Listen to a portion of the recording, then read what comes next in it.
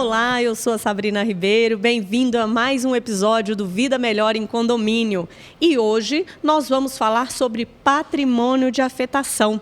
É isso mesmo, é um termo relativamente novo no mercado imobiliário que tem caído aí nas rodas de conversa de quem já comprou um imóvel ou participa da administração de condomínios.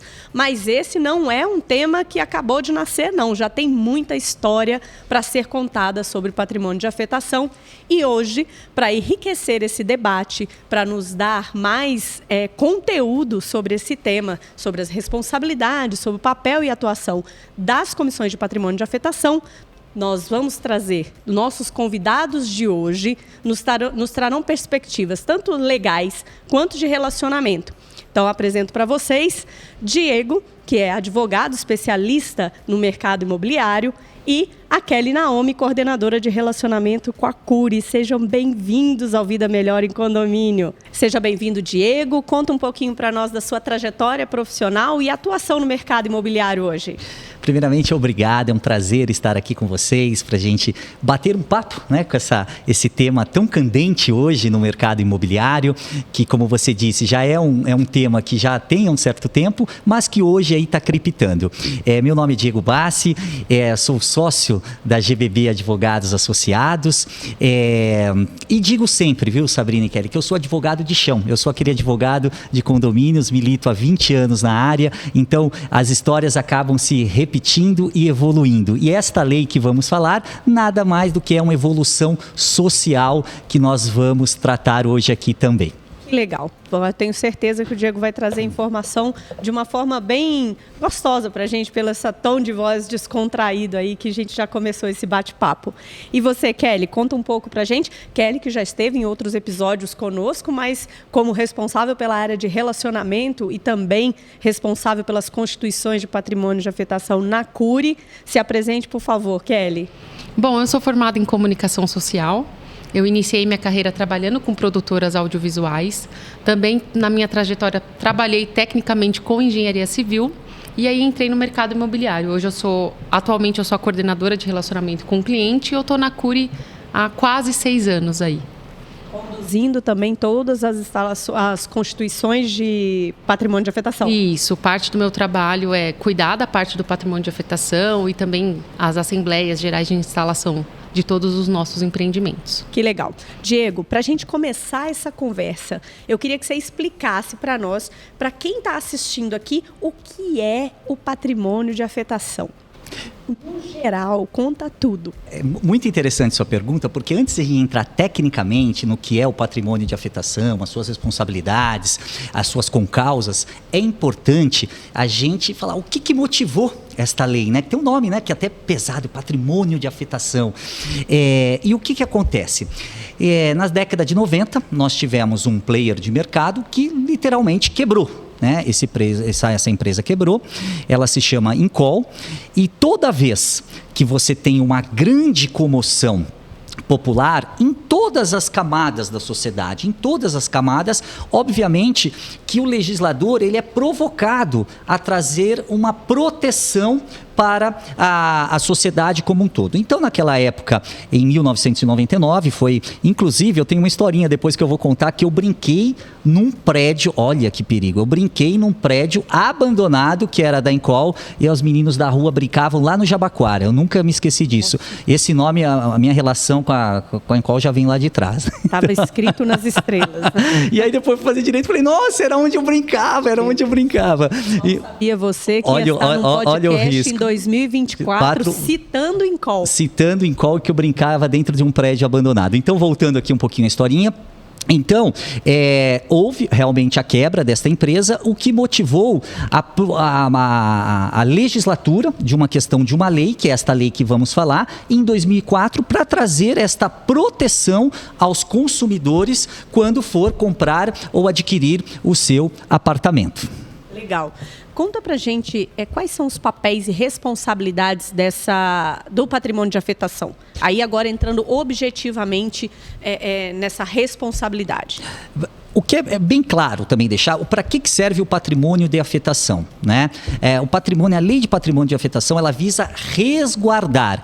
É uma camada, como se fosse uma cebola, é a primeira casca que as construtoras, incorporadoras podem ou não optar por este regime, inclusive tem benefícios tributários para aqueles que assim o fazem, para proteger e falar para o mercado, olha, eu estou separando aqui do meu patrimônio este pedacinho, se der qualquer tipo de problema na obra com a minha saúde financeira, o meu patrimônio está reservado, por isso que fala patrimônio de afetação, afetou. Então ele está separado para garantir as questões com relação àquela obra. E, obviamente, dentro desta lei, nós temos algumas características, algumas singularidades que a empresa deve cumprir com relação àquilo. Eu vou deixar um pouquinho para você falar, para eu não entrar, de repente, no tema que você vai tocar, mas, basicamente, são 8 incisos que estão dispostos no artigo, que tudo isso é transmutado e colocado num papel, né, para que tenha ali assembleia, tudo isso. Então, assim, hoje, eu acho que o grande mote da lei, a gente às vezes fala tudo isso, mas o grande mote o que é? Separar financeiramente uma questão para fazer resguardo junto àquelas questões. E isso é muito bem visto, não só pelo próprio consumidor, por quando há instituições financeiras também por trás dessa situação, então ela se sente mais segura. E isso acontece uma questão principal que nem é um tecnicismo jurídico, é um fomento do mercado imobiliário. Isso é extremamente importante. É fundamental que o judiciário, né, as leis se movimentem para garantir essa segurança das relações, né? Eu lembro muito da história da Incol, não vou denunciar a idade aqui, hora dessa, não que exista um problema, a experiência é sempre muito bem-vinda, né? Mas a lei do patrimônio de afetação foi um movimento que vem para proteger os compradores, né? Durante muitos anos no mercado imobiliário, magoado, machucado em relação à quebra da empresa, obras abandonadas, associações sendo constituídas para buscar levantar recursos para finalizar as obras. Então, hoje, comprando um imóvel e que, com a garantia do patrimônio, da constituição do patrimônio de afetação, existem benefícios, como você falou, para a construtora, né? Mas existe prioritariamente um resguardo para aqueles compradores, né? Então, acho que o mercado imobiliário ele vem evoluindo, como você disse, né? A gente está aí no chão de fábrica vendo esse mercado aí há 20, 30 anos, né? Você há 20 anos, eu estou há 25 anos no mercado imobiliário. Então, é importante a gente ver essa evolução, tanto no judiciário quanto nas questões técnicas. Então, sempre uma evolução. O patrimônio de afetação é uma prova viva disso, né? E fazendo aqui, né, só conectando ao início da minha fala, vocês lembram que eu disse, olha, a gente muito fala em evolução tecnológica, né? A gente fala muito nisso, mas a evolução social, ela é extremamente importante, né? E essa lei do patrimônio de afetação, dizem, tem um brocardo também que diz que mar calmo não faz bom marinheiro, né? Então, exatamente a lei, eu acho que o espírito, juridicamente falando, a gente diz assim, o espírito da lei, o aspecto teleológico da lei é esse que você falou. Foi brilhante, você mandou uma flecha no coração, que é a proteção do consumidor. Este é o principal situação. E você fazendo isso, as construtoras, incorporadoras conseguem o que também? O mais respeito, conseguem fomentar o mercado imobiliário e é um círculo virtuoso. Então é muito importante isso. Legal. Kelly, o Diego explicou o que é o patrimônio de afetação, sobre essas responsabilidades e, no geral, no mercado imobiliário, o impacto disso. Eu gostaria que você falasse como funciona na Cury. Na sua equipe, como que é essa constituição, como que é a condução das comissões? Bom, a gente inicia esse processo de patrimônio de afetação a partir do registro da incorporação. E aí, dentro de um período de 2 a 4 meses após o lançamento do produto, a gente convoca todos aqueles clientes que compraram o imóvel na planta para participar da Assembleia de Patrimônio de Afetação. A gente faz uma convocação com antecedência, já informando para eles que dia que vai ser a Assembleia, o horário dessa Assembleia, para todos participarem. Nessa Assembleia, a gente explica como que surgiu o patrimônio de afetação, o que é essa lei, quais são as responsabilidades de um comitê, porque dentro dessa lei a gente precisa eleger um comitê de representantes daquele empreendimento. E a gente também abre o espaço para os candidatos, né? Para os clientes que tiverem interesse de participar dessa comissão, enviarem as suas propostas. Aí, a nossa assembleia atualmente ela é online, então é tudo digital. Funciona super bem, onde os nossos clientes eles têm espaço para analisar todo o material que a gente recebe. Então, eles assistem ao nosso vídeo da Assembleia, eles também têm acesso a todas as propostas que a gente recebe e a gente abre um período específico para votação. Então, esse comitê é eleito por todos os participantes da Assembleia, ou seja, pelos vizinhos, digamos assim, né? Eu, como uma cliente, uma proprietária, tenho interesse de fazer parte da comissão, eu me candidato e os meus vizinhos, se entenderem que eu tenho uma boa proposta, eles votam em mim. Então, é basicamente assim que a gente elege esse comitê representante do patrimônio de afetação. Encerrando a eleição, fazendo a eleição desse comitê, né, elegendo esse comitê, a gente encerra a assembleia, parte para o registro da ata, onde a gente descreve tudo o que aconteceu, tudo o que a gente debateu ali, registra todos os clientes que foram eleitos para o comitê e daí por diante a gente tem uma equipe de comunicação já direcionada para tratar especificamente com todas as comissões. A gente entra em contato com eles, explica como que vai ser o nosso cronograma e aí essa equipe de comunicação vai tratando com eles durante todo o percurso da obra até encerrar o mandato deles. Legal. O Diego, a Kelly falou um pouco sobre essa constituição do patrimônio de afetação. O que se espera da relação entre construtora e esse comitê, comissão de membros do Comitê de Patrimônio de Afetação? O que é esperado da relação entre a construtora e esse grupo de moradores que compõem essa comissão? Se eu pudesse falar em apenas uma palavra, eu diria comunicação.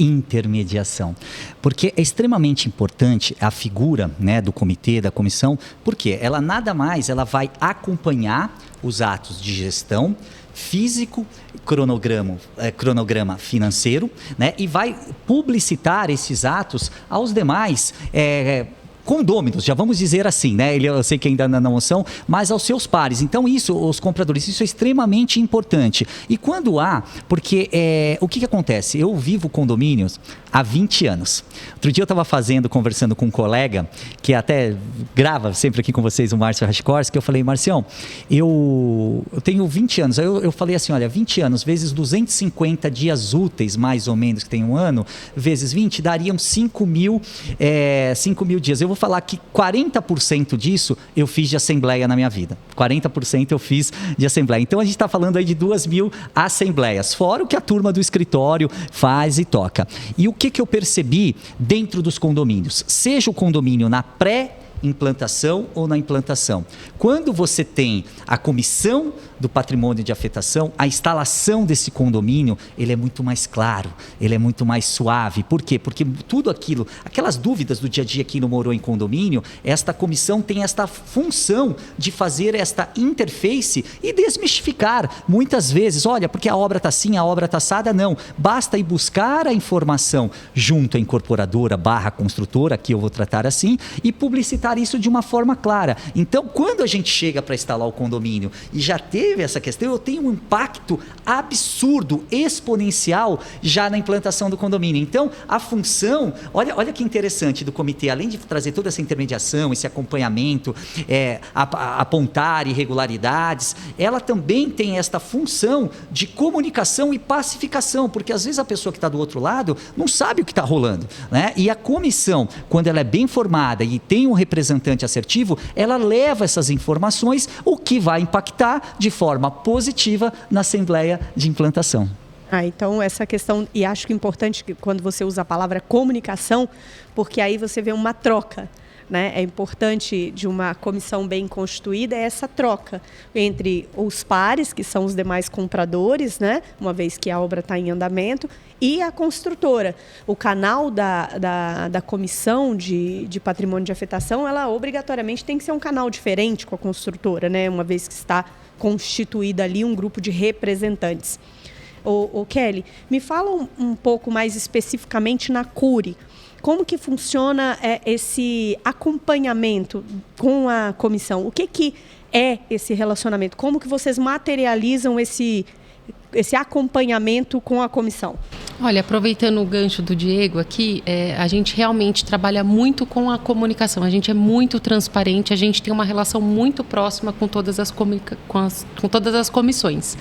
Então, trimestralmente, claro, a cada 90 dias a gente envia um relatório financeiro, um relatório contábil sobre a obra. E a gente também tem um cronograma de visitas durante todo o período construtivo. Então, a gente institui essa comissão lá no início da obra mesmo, para que eles consigam acompanhar toda a evolução construtiva do empreendimento. Então, a gente tem um cronograma que a nossa comissão, ela consegue acompanhar do início ao fim tudo que está sendo feito. E, além disso, eles conseguem ter uma relação muito próxima com a equipe de engenharia responsável. Porque quando a gente leva eles lá no canteiro de obra, é o momento deles verificarem em loco tudo o que está sendo feito. E aí eles conseguem tirar todas as dúvidas diretamente com a equipe de engenharia responsável.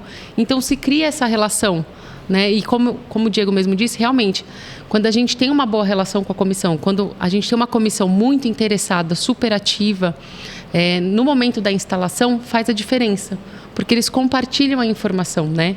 Além disso, a gente marca algumas reuniões quando necessário, a gente antecipa algumas comunicações, algumas informações específicas do empreendimento para a comissão. Então, para a gente também é super interessante ter uma comissão que tenha muita vontade de fazer parte desse comitê, porque ela representa os demais, né? Ela tem um papel de representar os demais, não só na análise do relatório financeiro ou de repente, ir lá no canteiro da obra olhar a sua unidade. Não é isso.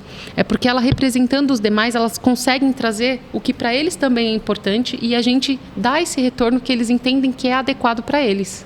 Legal. Me fala uma coisa, você falou sobre uma comissão atuante, né?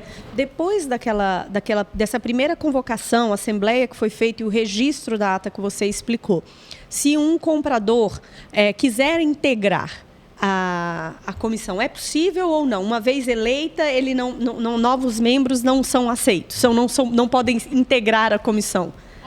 Por prática, uma vez eleita, a gente mantém ela constituída até o fim do mandato. Só que na Cury a gente tem algumas particularidades. Por lei, precisa ser uma comissão de no mínimo 3 membros, tem que ser composta por 3 pessoas, mas na Cury a gente abre um espaço para essa comissão ser um pouquinho mais robusta e também para ter mais gente participando, né, desse papel, desse trabalho. Então, havendo candidatos suficientes, na Cury a gente faz 3 efetivos e 3 suplentes, caso haja candidatos. Se, porventura, a gente só tiver 3 candidatos e um renunciar, aí sim, a gente precisa fazer uma nova assembleia para, então, trazer um novo membro para essa comissão. Só que como geralmente, a gente tem um cliente muito interessado atualmente, que ele quer sim participar, inclusive é uma eleição até que concorrida, a gente já tem uma comissão bem robusta, de 3 efetivos e 3 suplentes. Do caminho. Então, se um desistir, a gente já tem alguém para substituir. Por exemplo, se um efetivo, de repente, renunciar por alguma particularidade, a gente sobe um suplente para o cargo de efetivo e assim a comissão continua, né, funcionando normalmente. Então, é importante o comprador estar atento às comunicações aí para participar da primeira convocação e fazer uma boa campanha para ser eleito aí para essa, mesmo que seja como suplente, para constituir o patrimônio de afetação. E é interessante você falar, porque nós que estamos no mercado imobiliário, por mais que seja de 2004, como o Diego explicou para a gente, né, pontuou, o patrimônio de afetação nos últimos 10 anos, efetivamente, ficou mais robusta o entendimento, a necessidade de participação. E para um mercado que tem um ciclo longo, 10 anos é muito pouco, né? Mas é interessante ver esse movimento dos clientes se interessando não só pelas questões que se referem ao seu contrato, mas também pelas questões que envolvem o condomínio, né? Então, é interessante ver esse movimento e essa evolução do perfil do consumidor.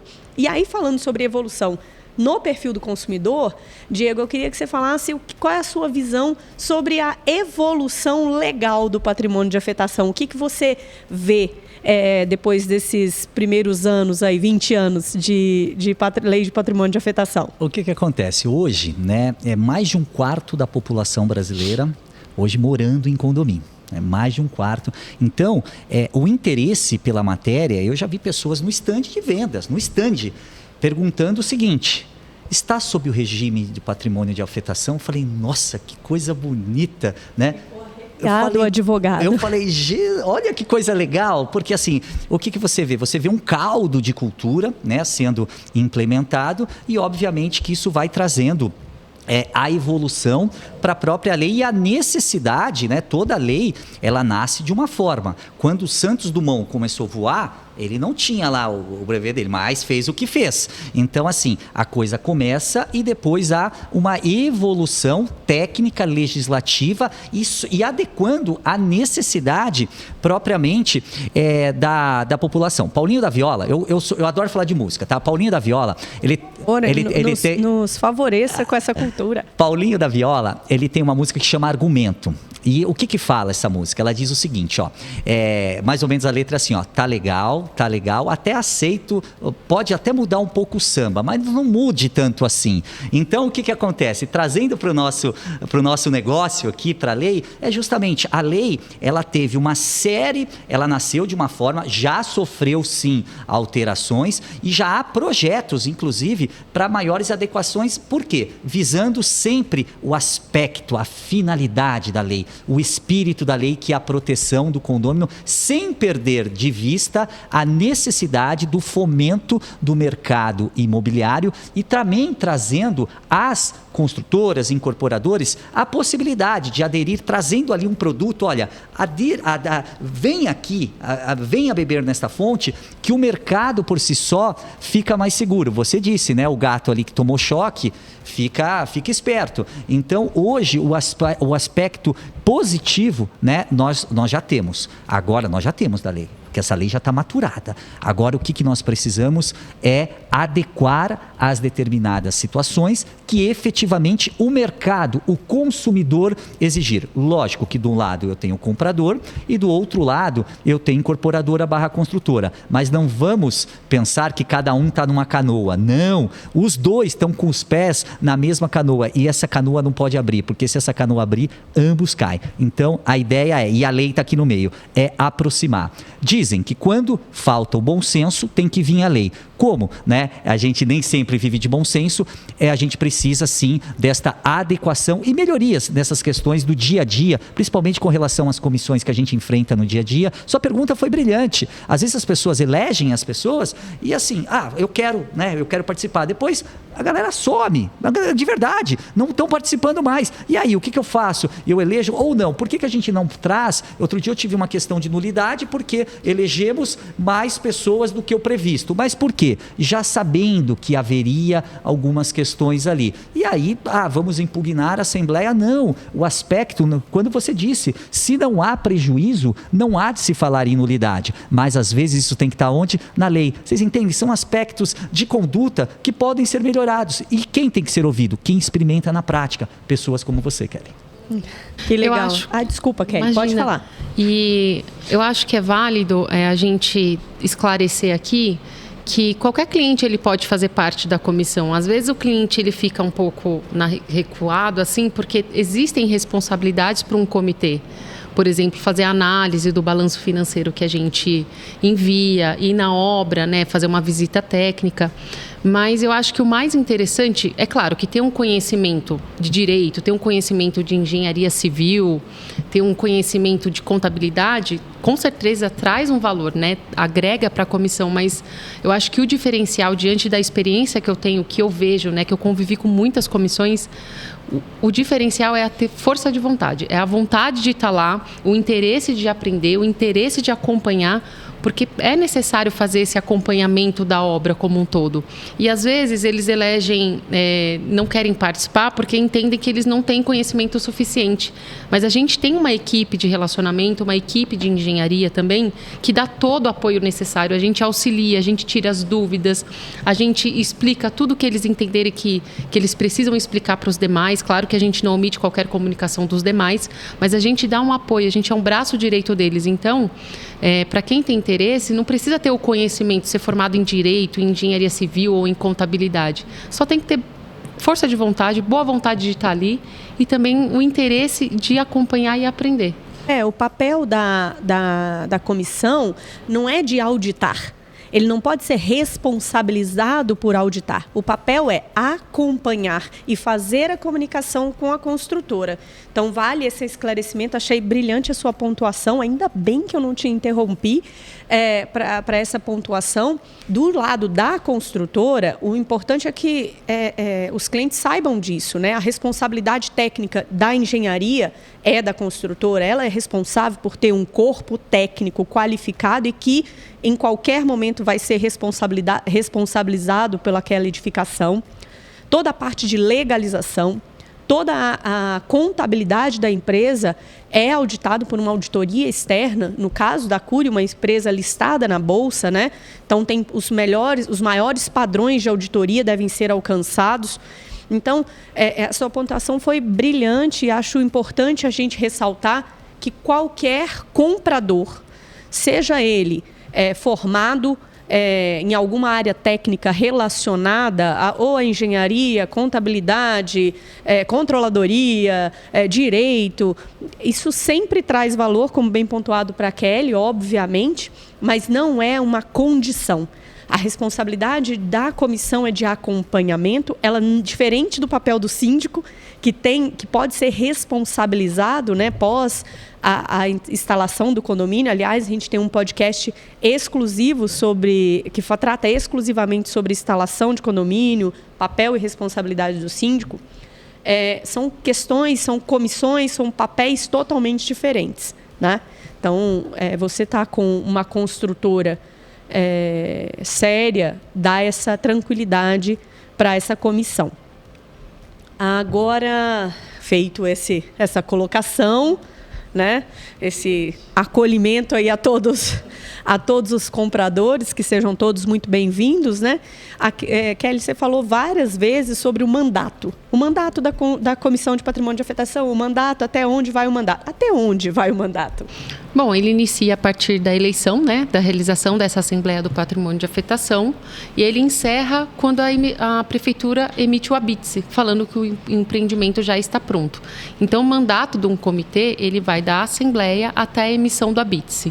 Então, finalizou a obra, saiu o habite, a gente comunica ao comitê sobre a emissão desse habite, sobre o encerramento desse processo do patrimônio de afetação, a gente comunica os demais clientes, e aí a gente já começa o processo da organização aí da Assembleia Geral de Instalação, que é quando a gente define o corpo diretivo, né? Então a gente deixa de ter um comitê de patrimônio de afetação, faz a assembleia e aí então elege um corpo diretivo que é responsável pelo acompanhamento do condomínio já instituído, né?